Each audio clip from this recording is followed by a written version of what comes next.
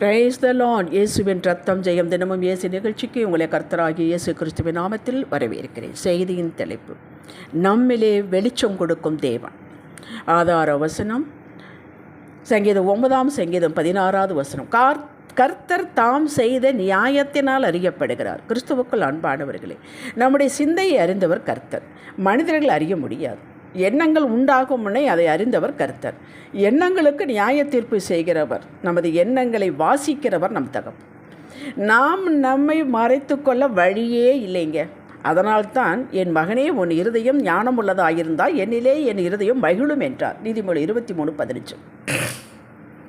நமது சிந்தை எண்ணங்கள் நேர்மையானவைகளாக தெய்வ பயத்தையும் நமது கீழ்ப்படுதலையும் விவரிக்கும்படியாக இருக்கும் பட்சத்தில் இப்படிப்பட்டவர்களுக்கு வாழ்வில் வெற்றிக்கு நேராக நடத்தி தமது கிருபையை தயவையை காட்டுகிறார். வாழ்வு அழகு பெறுகிறது. இதைத்தான் நீதிமொழிகள் 23:7 சொல்கிறது. அவன் இருதயத்தின் நினைவு எப்படியோ அப்படியே அவன் இருக்கிறான் என்று.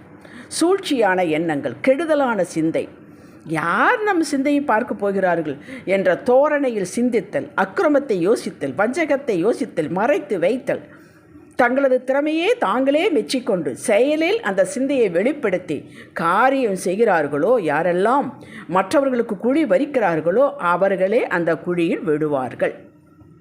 இவர்களே அறிமுகமாய்க் கொள்கிறார்கள். இவருடைய கிரியையினாலே அறிமுகமாய்க் கொள்கிறார்கள். நல்லவனுக்கு காலம் இல்லை என்று உலகம் சொல்கிறது. ஆம், நல்லவனுக்கு மனுஷனிடத்தில் காலம் இல்லை, கனமும் இல்லை, காரிய சித்தியும் இல்லை. ஆனால் நல்லவன் கர்த்தரிடத்தை தயை பெறுவான் என்று நீதிமொழிகள் 12:2 சொல்லுகிறது. நல்லவன் யார் என்பதையும் வேதம் விளக்குகிறது. அடுத்து மனிதனுடைய பேச்சு. இவனுடைய வாயே இவனுக்கு சத்துரு. உம்முடைய வாயே உம்மை குற்றவாளி ஆக்கிறது தீர்க்கிறது, உம்முடைய உதடுகளே உமக்கு விரோதமாக சாட்சி இடுகிறது என்கிறான். யோபு 15:6, மத்தேயு 12:37 சொல்லுகிறது. உன் வார்த்தைகளினாலே நீ நீதிமான் என்று தீர்க்கப்படுவாய், அல்லது உன் வார்த்தைகளினாலே குற்றவாளி என்று தீர்க்கப்படுவாய். இயேசுவை குற்றப்படுத்துவதற்கு காரணம் காண்பதற்கு அவரை நெருக்கினார்கள். ஏதாவது பேச மாட்டாரா, அந்த பேச்சை வச்சு இவரை குற்றம் பிடிக்கலாம் என்று பார்த்தார்கள், வகை தேடினார்கள். இயேசு பல வேளையிலும் மௌனமாகவே இருந்தார். அவருக்கு தெரியும், வாயின் வார்த்தை வெளிப்படும் வார்த்தைகளுக்கு வல்லமை உண்டு என்பது. இதைத்தான் அறிமுகமான பேச்சில், அதிகமான பேச்சில் குற்றமில்லாமல் போகாது என்று. ஆக சிந்தையை பார்த்தோம், வாயின் வார்த்தைகளை கவனித்தோம், அதற்கடுத்து செயல். இது ஏதோ திடீரென்று பொத்துக்கொண்டு வருவதில்லை.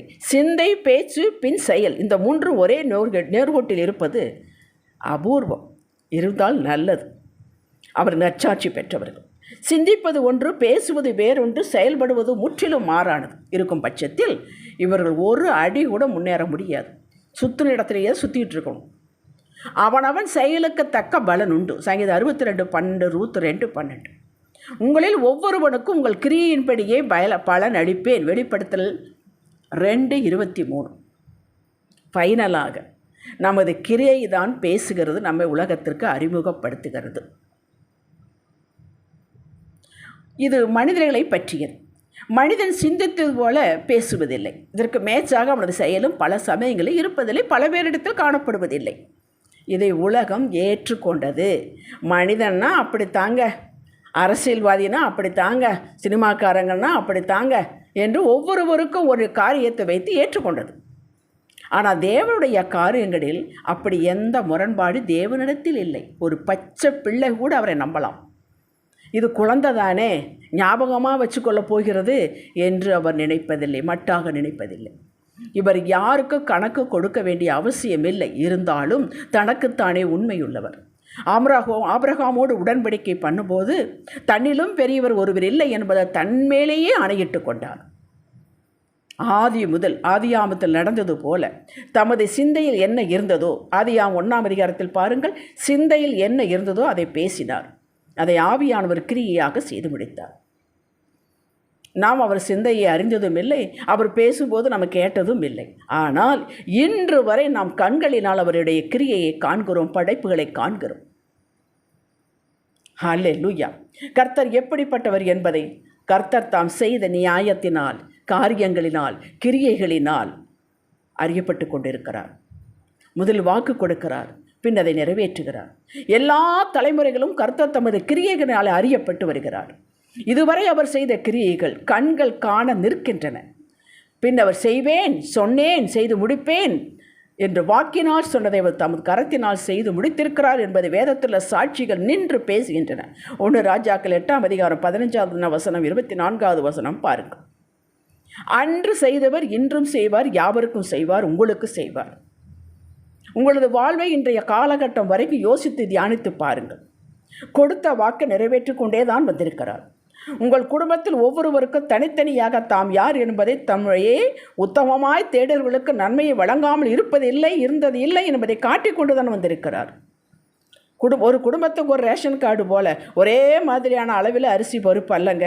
உங்களது அர்ப்பணிப்பிற்கு ஒரு குடும்பத்தில் 5 பேர் இருப்பது என்ன அர்ப்பணிப்புக்கு தக்கது போல, தாழ்மைக்கு தக்கது போல, அவரவர்கள் அர்ப்பணிப்புக்கும் தாழ்மைக்கும் அவர் தேடுகிறதற்கும் விசுவாச அளவிலே உறுதியாக இருப்பதற்கும் தன்னுடைய கிரியையை காட்டுகிறார், தான் அறிமுகமாகிறார்.